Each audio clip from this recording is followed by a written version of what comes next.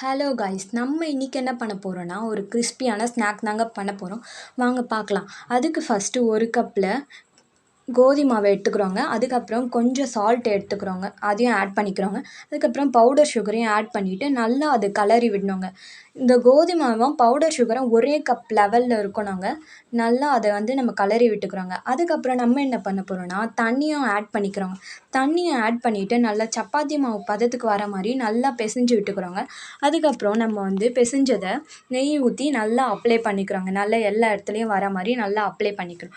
அதுக்கப்புறம் என்ன பண்ணுறோன்னா ஒரு 5 or 10 மினிட்ஸ் நல்லா வர வரையும் ஊறணுங்க. அது ஊறிட்ட பிறகு நம்ம அந்த ரவுண்ட் ஷேப் பண்ணி வச்சுக்கலாங்க.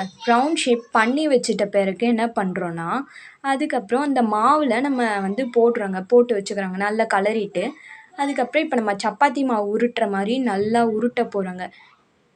நல்லா உருட்டிட்ட பிறகு தான் நம்ம அதை கட் பண்ண போகிறோம். ஃபஸ்ட்டு அது நல்லா உருட்டணுங்க. உருட்டிட்ட பிறகு என்ன பண்ணுறோன்னா நம்ம சிசர் வச்சோ கத்தி வச்சோ அதுக்கப்புறம் கரண்டி வச்சு கூட இந்த மாதிரி நம்ம ஸ்லைஸ் போட்டுக்கலாங்க.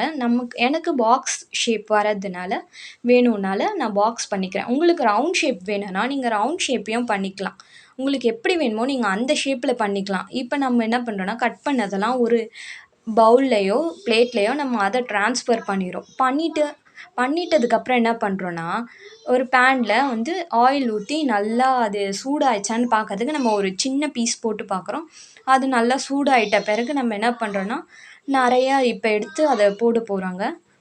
நிறைய எடுத்து 1, 2 அந்த மாதிரி எடுத்து போட்டுட்டு அதுக்கப்புறம் நம்ம பஞ்சாக எடுத்து போட்டுட்டு அது நல்லா என்னன்னா ப்ரௌனிஷ் கலரில் வரணும். ரொம்ப தீஞ்சு போகிற மாதிரி வரக்கூடாதுங்க.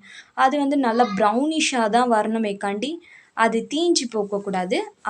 நம்ம ப்ரௌனிஷாக வர வரையும் அதை வச்சுன்ட்டு அதுக்கப்புறம் நம்ம அதை ஃபில்ட்ரு பண்ணி எடுத்துடும். இப்போ பார்க்கவே சூப்பராக இருக்குங்க. இன்னும் நிறைய பார்க்குறதுக்கு நம்ம சேனலை நீங்கள் சப்ஸ்கிரைப் பண்ணிக்கோங்க.